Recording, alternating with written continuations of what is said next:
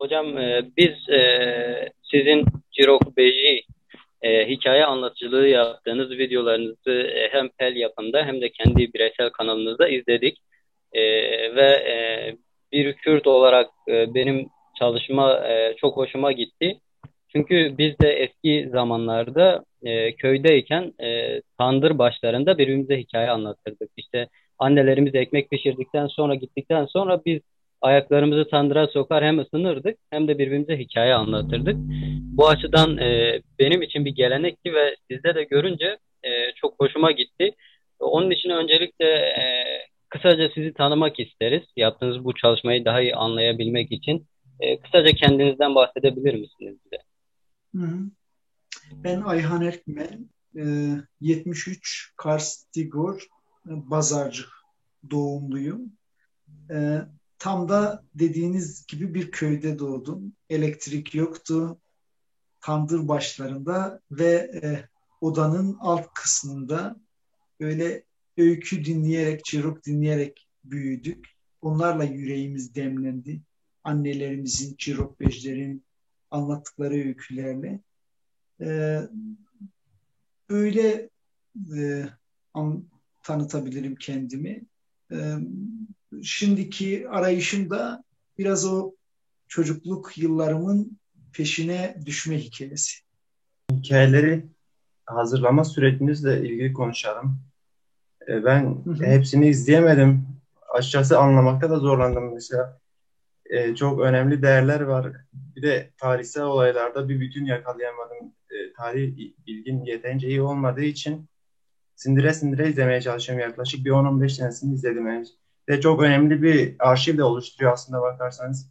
Yazılı hali var mıdır acaba sizde? Bir de şeyi fark ettim, siz bunları anlatırken 10 dakikalık videolar sanki el yapımın ve dinleyicilerin sabırsızlığı etkiliymiş gibi bunda. Ben öyle bir şey hissettim. Daha çok anlatmak istiyorsunuz gibi geldi bana. Hazırlarken metin hazırlıyorsunuzdur. Muhtemelen nasıl zorluklarla karşılaşıyorsunuz? Edindiğiniz dostluklar, bu sürecin zorluğu hakkında bize biraz bilgi verir misiniz? Çok teşekkürler. Ya, tamam, belki 10-15 tane takip etmişsin ama çok iyi takip etmişsin. O anlamda ben teşekkür ediyorum. Ee, O anlatımın, tasvirin bana güç verdi. Onu bilesin, sağ olasın Tamer'ciğim. Yani benim yaptığım çalışma tek başına bir öykü anlatıcılığı yahut da masal anlatıcılığı değil. Dediğiniz gibi bir tarihsel okuma da var. Tarihsel boyutu anlatmak istiyorum insanlara. Fakat tek başına tarih anlattığınızda insanlar tarihi çok soğuk gördüklerinde çok yaklaşmıyorlar.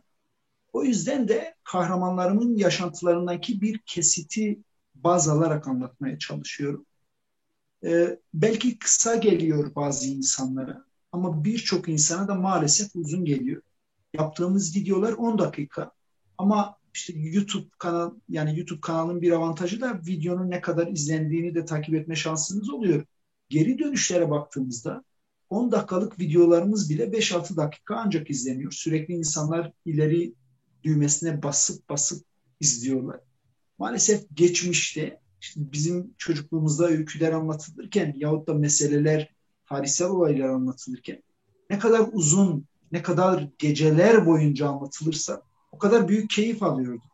Ama insanlar şimdi çok sabırsız. İşte kocaman bir ömrü, bir kahramanın bir ömrünü 2-3 dakikada anlatmanızı bekliyorlar. Sırrına ermeden öğrenmek istiyorlar falan.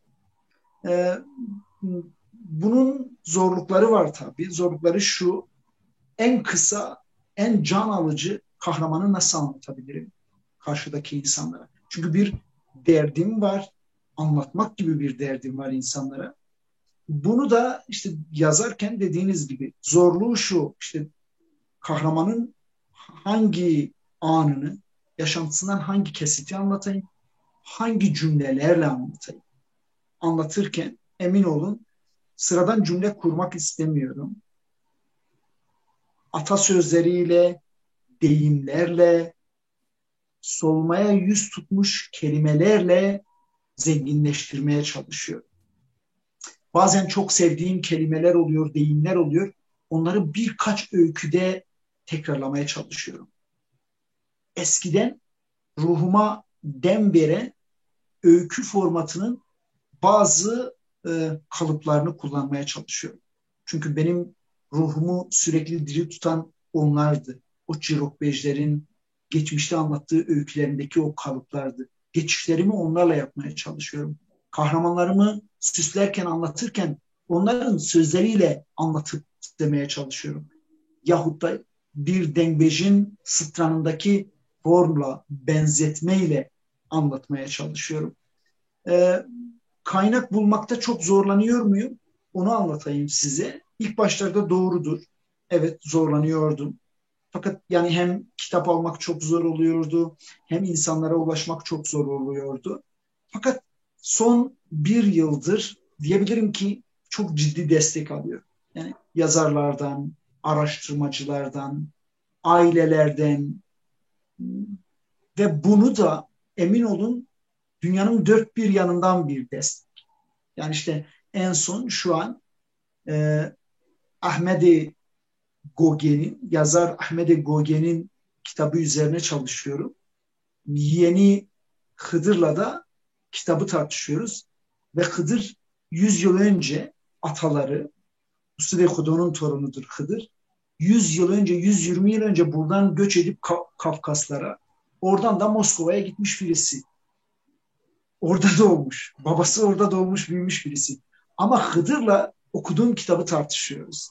Ve o kitap üzerinden öyküler devşirmeye çalışıyorum. Böyle yani oradan besleniyorum. Yahut da işte diyelim yazar Vezir Yaşo 100 yıllar önce ailesi buradan göçmüş. Kendisi Ermenistan'da doğmuş, Belçika'da vefat etmiş. Ama kızları orada doğup büyümeler, orada doğmalarına, Ermenistan'da doğmalarına ve Belçika'da yaşamalarına rağmen babalarının günlüklerini bana gönderiyorlar ve ben Vezir Yaşo'nun günlüklerini okuyarak öykü anlatmaya çalışıyorum. Tarihsel okuma yapmaya çalışıyorum. İşte bugün paylaştığım bir e, öykü vardı. E, Sarız sürgünleri diye. Dersim'dendi bu öyküm. 2 öykü olacak. Bir bölümü daha var. Önümüzdeki hafta paylaşacağım. Haftada bir paylaşıyorum. Özel günler araya girmese. E, Yazar Cemsi Kaya'dan yardım aldım. Dersimli ve 50 yıldır Avrupa'da yaşıyor Cemsi abi. O olayın kahramanları Sarız'a sürgün edilen Dersim Koçan aşiretinden kadınlar onun köylüleri. O kadınların fotoğraflarını, o kadınların yakınlarıyla yaptığı söyleşileri, birebir tanıklıklarını çok cömertçe benimle paylaştı ve öykü öyle doğdu. Yani, tek başına yola çıkmıştım, doğrudur. Ama şimdi tek değilim. Arka planda baktığımda böyle emin olun yüzden yüzlerce insan desem haksızlık yapmış olurum. Geçen gün bir röportajımda daha söyledim. Binlerce insanın çok anlatılmaz ve beni borca boğan yardımı var. Evet, ben sizinle yapılmış söyleşilere de baktım, Bahar Medya'daki ve başka yerlerdeki. Dediğiniz gibi zamanla insanlar sizi arayıp bahsettiğiniz hikayelerdeki bazı noktalara dair size bilgi de veriyorlar. Evet, bu doğrudur, yaşanmıştır veya şöyle böyle sizinle istişare de yapıyorlar. Bu gayet güzel ve etkili bir çalışma olduğunu söyleyebiliriz. Kitle olarak çalışmalarınız çok kişiye ulaşmamış olabilir. Belki bu biraz umut kırıcı gelebilir bazıları için veya sizin için ama etkileyicilik açısından ve değer açısından baktığımızda bence çok etkileyici ve değerli bir çalışmadır. Çünkü ben gösteri sanatlarıyla ilgili araştırma yaparken gösteri sanatları nedir diye bir baktım. Bir sahnede izleyiciye sunulan bireyselleşen veya bütünselleşen ve bir performans şeklinde olan sanatlara gösteri sanatları denilir diye bir tabir vardır. Çirokbeji bir gösteri sanatı olarak ele alır mıyız Türk geleneği için bilmiyorum ama Kürt geleneğinde Dengbeji'den sonra çok önemli bir şeydir Çirokbeji. Çünkü bizde sözlü anlatım çok önemlidir. Ve siz anlatırken jest ve mimiklerle de aslında bir performans olarak da ortaya koyuyorsunuz. Dolayısıyla Kürt gösteri sanatları içerisinde yer verebilir miyiz sizce Çirokbeji'ye? Yani ben emin olun, yine söylüyorum, teşekkürler, iyi takip etmişsiniz. Bazen öyküyü anlatırken kendimi kaybettiğim anlar oluyor. Yani birçok, bazen işte kahramanlarımın, şuradan anlatayım. Bir öykümde kahramanımın yakını bana kırılmış. Ee, işte ninesine işkence yapan dedesini anlatırken dedesiyle ilgili behvade demiştim. Allahsız demiştim. Sonra benim takipçim işte demişti, hocam çok teşekkürler, ailenizi anlattınız ama işte dedeme de behvade dediniz, çok kırıldık filan. Ben dedim ki işte deden babaannenin tüm ailesini öldürmüş ve onu kendisine nikahlamış. Emin ol, ben o kelimeyi kullanmayacaktım. Kendimi öyküye kaptırmasaydım kesinlikle kullanmayacaktım. Ama bir zaman sonra o kahramanla o kadar bütünleşiyorum ki o kahramanın dilinden konuşmaya başlıyorum. Çünkü o babaanne hakkını helal etmemişti o dedeye. O dede çok ciddi işkenceler yapmıştı babaanneye ve ben o kavramı ondan dolayı kullanmıştım. Sonra izleyici, takipçim daraldığı için ben döndüm kendi öykümde o sözcüğü çektim, aldım, o Allahsız dediğim sözcüğü çekme aldım, kırılmasın diye. Ve dedim ki beni artık takip etmesinler. Sonra baktım takip etmeye devam ediyor. O da gerçekle belki dedesinin yaptığı vahşetle belki 100 yıl sonra yüzleşiyor artık. Çünkü babasının babası, babasının annesinin tüm ailesini, ezidi olan tüm ailesini öldürmüştü ve babaannesiyle evlenmişti. Ve o kadın işte ailesinin katiliyle birlikte yaşıyor. Ve 10 yıl sonra ölüyor bu adam. Ve kadın ona hakkını helal etmemiş. O yüzden de bazen böyle geri dönüşler de oluyor tabii. Yani, yahut da işte bazı birbirini kaybetmiş ailelerin birbirini bulmasına vesile oluyor bazen öykülerimiz. Birkaç öyküm var. Bir drama anlatırken bakıyorum başka bir yerde yakınları arıyor ve işte Kürtlerin bariz o kadersizliği biraz da ve aileler kavuşuyor. İşte daha dün işte kahramanlarından bahsettiğim, geçen günkü röportajda da bahsettiğim Usi ve Budi ile ilgili bir öykü anlatmıştım. Daha emin olun bugün sabahtı, dün bile değil, bugün sabahtı. İşte yine Rusya'dan, en çok orada takip ediliyor öyküleri. Rusya'dan bir genç işte ailenin Rusya'da olan kısmı ile ilgili bana işte bugün yarın bazı hikayeler anlatacak, göndereceğini söyledi. Tabii bu insana büyük heyecan veriyor. Yani seni arayışa itiyor. Hocam ben bir buçuk yıldır falan hikaye yazmaya çalışıyorum. Hikayede şu anda en ileri düzeyde olan modern edebiyattaki hikayelerde genelde bir metin olarak bakmak istiyorum ben. Şey oluyor yani hayatın bir kesitini çıkarıp olduğu gibi yansıtmaya çalışıyorlar. Artık bir mesaj kaygısı yok ve çok daha yani çok daha güçlü temalar kullanılıyor. Yani sizin hikayelerinizde aslında beni en çok etkileyen şey tema oluyor. Çok güçlü bir tema oluyor. Yani oraya girince artık yer ve zaman belli yani. O hissi gerçekten alıyor insanlar. Ben Doğu Bey'liyim hocam. Ahmet Hani hikayenizi dinledim. İlk önce yakın bildiğim hikayeleri dinledim. Ahmet Hani hikayesini dinleyince yani bizim evin oralarda falan yaşanıyormuş gibi geldi. Çok güçlü bir teması var. Tema güçlü olunca olaylar ve karakterlerin yerleşmesi de daha rahat oluyor. Duygu da çok daha rahat veriliyor.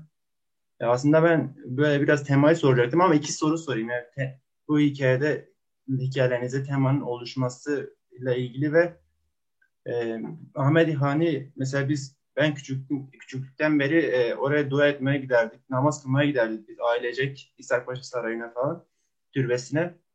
Ama biz onun ilmini hiç örnek almadık. Yani Ahmet Hani'nin sadece bir imam olduğunu bilerek büyüdüm ve biz Kürtler acaba tarihimizden yeterince iyi mesaj alamıyor muyuz? Yani deminki sorudan devam edip geleyim senin cevabına da. Bu anlamda işte yani öykü anlatıcılarına çok iş düşüyor. Yani bana, bizlere çok iş düşüyor. İşte o görsel sanatların bir parçasıdır. Evet. Ve benim yaşadığım köyde bile emin olun onlarca tiyatro sanatçısına taş çıkartacak yetenekli insanlar var. İşte Şeriape İsko diye bir büyüğümüz vardı abim. Şimdi Şeri abi taşındı, Ankara'ya gitti. Emin olun böyle saatlerce espri yapabilir.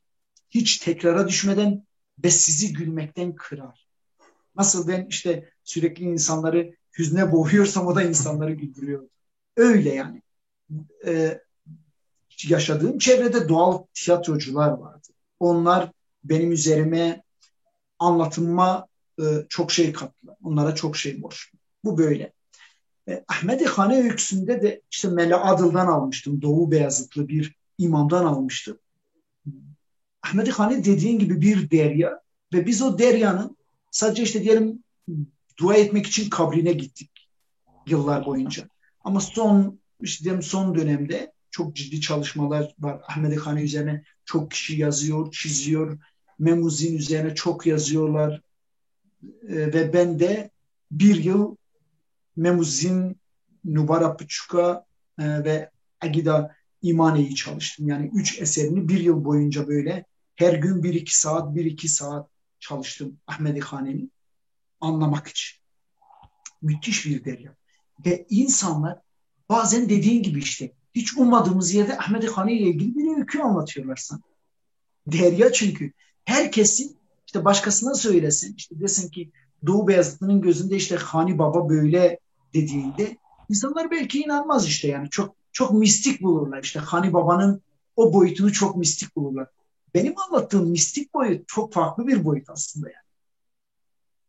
Ama işte Doğu Beyazıtlı'nın, Bazitli'nin dünyasındaki Ahmet-i Hani o ve o ona güç veriyor. Müthiş bir kalem ondan sonra Ahmet-i Hani. İşte biz diyoruz ya işte demin e, arkadaşım da söyledi. Dedi ki çok takip edilmiyor diye lütfen üzülmeyin falan. Yerini bulacak. Doğrudur ben ona inanıyorum ve en çok da Ahmet-i Hani'den güç alarak ona inanıyorum. Çünkü Ahmet-i Hani Memuzzin'i yazarken işte bir beytinde diyor biliyorum pazarı yok bu Kürtçenin. Çok çok okunmayacak belki. Ama biliyor ki işte bak kaç yüzyıl geçti ve benle sen işte bugün 15 Mayıs bu kaydı yapıyorsunuz. Belki birkaç gün sonra yayınlayacaksınız. Kürt Dil Bayramı'nın olduğu gün Ahmet-i Hane'den bahsediyor. Öngörü bu. Ruhtaki mistizm bu işte. En çok da demek ki Bazitliler anlamış aslında Ahmet-i Hane. İşte o öykündeki anne anlamıştı ve Melle'ye diyordu Ahmet-i Hane ile ilgili çok kötü konuşma bak çarpılırsın. Böyle yani. Şimdi böyle deryalar var. İşte Baba Tahir'e yürüyen aman Allah'ım. Ne diyor? Her evku aşık can natırse aşık zincir zindan natırse dili aşık ve göre hare evajı heyheya şivan natırse. Müthiş baş kaldırıyı, aşkı, sevdayı, inanmayı, bahtı ne kadar güzel anlatıyor dilimizde değil mi? Ahmet-i Hane'nin dili, Baba Tahir'in dili, müthiş dil bunlar. Ne yapmamız gerekiyor? O klasik Kürt edebiyatı müthiş bir kaynak. Oradan beslendiğimizde ruhumuz farklı bir form alıyor. Ben çok şey borçluyum.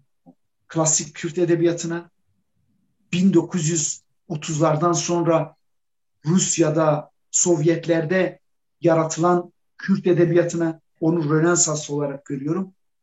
Daha sonra köy odalarında aldığım o Çirokbejlerden ve Dengbejlerden aldığım eğitim. Bu üçü olmasa, bu üçü benim öykülerime, benim anlattıklarıma form biçmese emin olun çok soyut kalacak. O yüzden çok şanslı ve bahtlı görüyorum kendimi. Onların sırrının arayışındayım. Onların sırrına ermeye çalışıyorum. Müthiş de etkiliyorlar beni. O yüzden onlarla yaşıyorum, kahramanlarımla yaşıyorum daha çok. Şimdi biz Kürtler birbiri arasında çok fazla ittifak olmayan gruplar halinde bir milletiz. Bunun sebebi tabii ki de tarihimizi bilmememiz, tarihimizde yaşadığımız ortak acıları ve ayrılıkları bilmememiz. Eğitimsizlikten dolayıdır. Örneğin çok yakın zamanda bir Ezidi Kürt kızı bu 72-76 fermandan dolayı içerlemiş olacak ki mesela biz Ezidileri Kürtlerden saymayın diye veryansın ediyordu.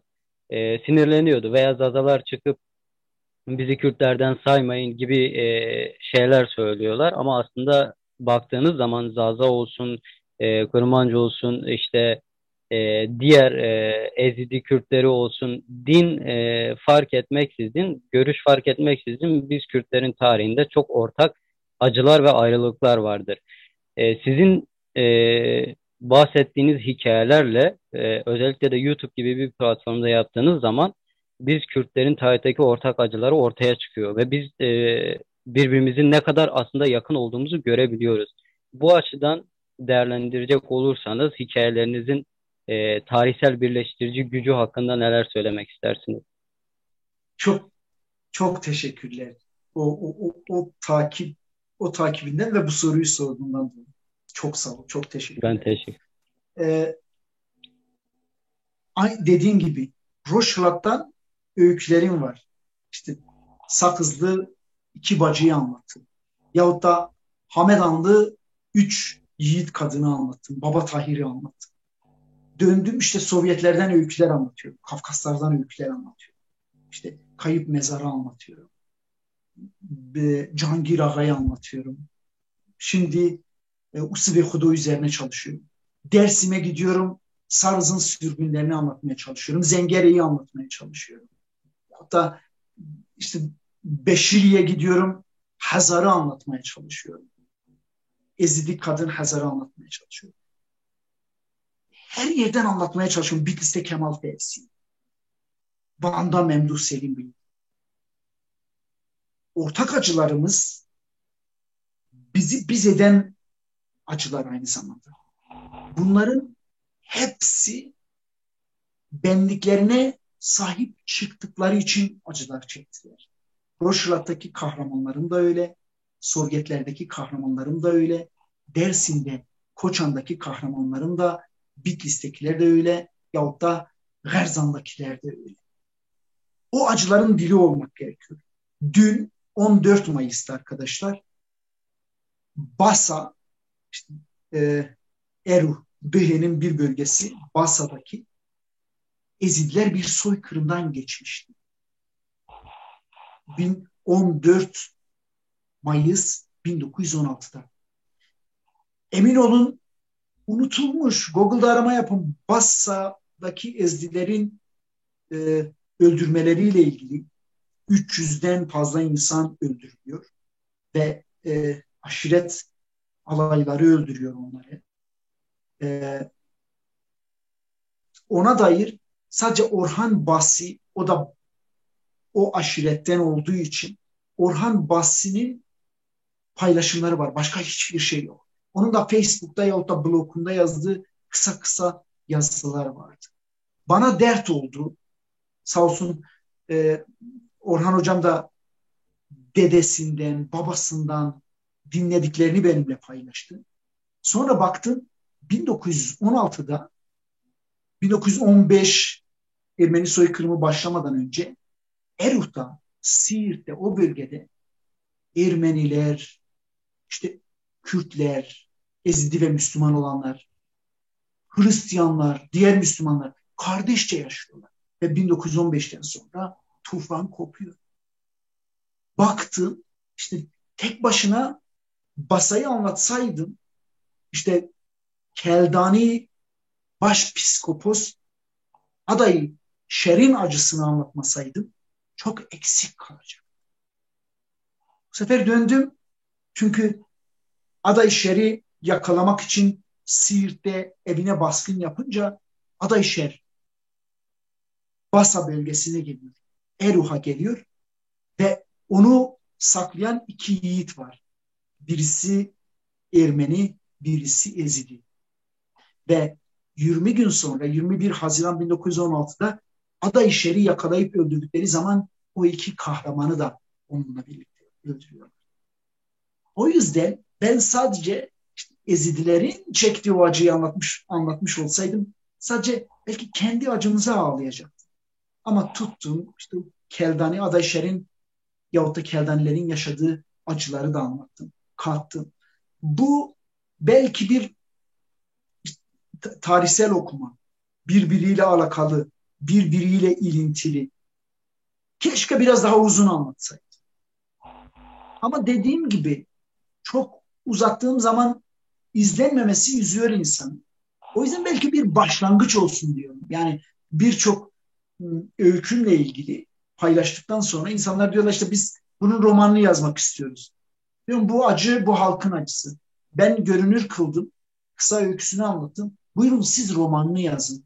Ya da işte birisi diyor ki ben işte misal sandalyeyi anlatmıştım. Diyor ben sandalyenin kısa filmini yapmak istiyorum. Tabii dedim yap yani ya.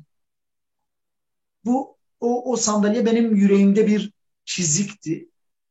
O çiziyi tedavi etmek için ben anlattım. Ruhumu tedavi ettim. Ondan sonrası bu halkın malı.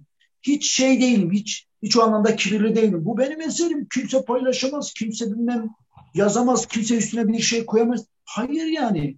Benim elimden gelen bu. Öyküsünü anlatıyorum. Bunu yazmak başkasına. Filmini yapmak başkasına. Tiyatrosunu. Misal örneğin gelin Siyo ile Zelihan diye bir öyküm vardı. Mamoste Celil Celil dinlediğinde bana dedi ki Ayhan dedi sen bunun tiyatro eserini yazsana. Mamoste dedim emin ol ben yoğunum. Bu öykü formatına kendimi çok kaptırmışım. Vakit bulamıyorum. Ama dedim birileri de bunu dert edinir yani. Bunun tiyatrosunda belki yaparlar. Baktım geçen gün işte bir televizyon programına katılmıştım. Ben öyküyü anlatmıştım. Baktım öykünün altındaki yorumlarda, YouTube kanalındaki yorumlarda diyorlar ki keşke bunun filmi yapılsa. Keşke denildikten birkaç yıl sonra filmi yapılacak. Ben ona inanıyorum. Ortak acılar bizi birleştiriyor fakat ben aslında dayanamıyorum yani o hikayelerde o kadar çok acı görünce bir de rahat bir hikaye dinleyesim geldi açıkçası. Sadece olayın heyecanına kapacağım bir hikaye dinlemek isterdim. Maalesef çok fazla acımız var. Bir de sizin kuşakta da çok fazla bu var. Mesela benim babam sizden bir 5-10 yaş büyük ve ona ve yaşlarına baktığımda bir çekingenlik görüyorum hayata karşı. Yani risk almakta zorlanıyorlar. Bizim için de çok şeyler yani korunmacılar. Başımıza bir şey gelmesin de başarmayı bırakın kafasındalar daha çok. Yani onların bu ruhsal yorgunluğu 70'li özellikle 60'lı 70'li yılların ruhsal yorgunluğu çok fazla var üzerlerinde. Bu da onları bir şey yapmamaya yani ödüle ulaşmaktansa acıdan sakınmaya zorlanmış. Siz de hemen hemen aynı yaşlardasınız ama siz konfor alanınızın dışına çıkmışsınız. Bu herhalde vicdanınız etkilidir bu konuda. Bir de insan tarihini araştırmaya olması da mecbur hissetmesi de gerekiyor aslında. Çünkü mesela ben tarihimi bilmeyince bir dayanma gücü de hissedemiyorum. Hani geçenlerde daha birkaç ay öncesine kadar şeyi bilmiyordum mesela. Havarı, Hoygun'u falan bilmiyordum. Onları öğrendikten sonra birden bir sevinç geldi bana. Sevindim işte çok önemli olaylar. Çünkü ondan sonra bir süre sonra onlar da yetmemeye başladı ve bu artık bir şey gibi yani avare bir arayış gibi aldı başını gitti. Yani sizin bu arayışınızda yani siz yalnızlıktan kurtulmak için herhalde bu arayışa giriyorsunuzdur ya da konfor alanınızın dışına çıkıyorsunuzdur. Yani bundan biraz bahseder misiniz? Tabii.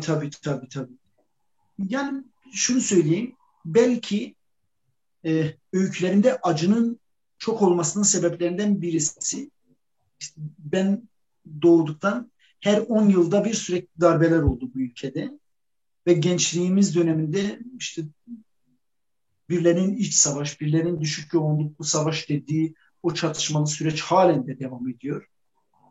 Bunlar ruhumuzun üzerinde etkili oldu tabii. Doğduğum dönemde anlatılan öyküler kahramanlık öyküleriydi. Sonra yaşadıklarımız acılardı. Biz de kendi şahsında acı yaşamadık mı? Yaşadık.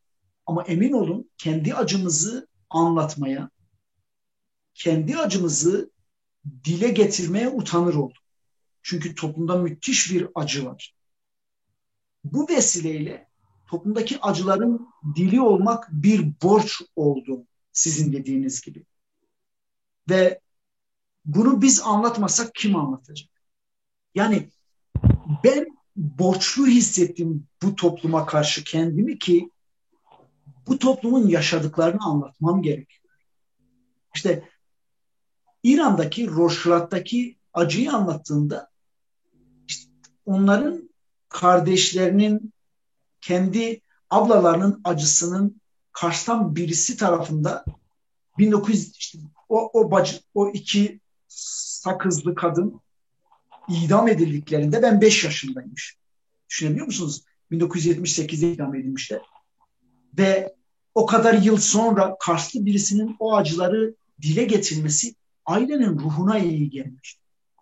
Yahut da işte diyelim 100 yıl önce Ezidilerin Serhat'ta yaşadıklarını anlattığımda 100 yıl sonra çocukları yahut da torunları Sovyetlerde dinlediğinde ruhlarına iyi geliyor. İnsanlar kendilerinin farkında olduklarının bilinmesini istiyorlar. Acı çekildiğinin bilinmesini istiyorlar. Bu bir tedavi yöntemi de aynı zamanda aslında. Konuşmak, kendi acısını anlatmak, kendi acısıyla yüzleşmek. İşte geçen gün başka bir röportajda anlatmıştım. Yani bir kitap seslendirmem isteniyordu. İşte ben de aldığım kitap Mahmut Baksi'nin kitabıydı.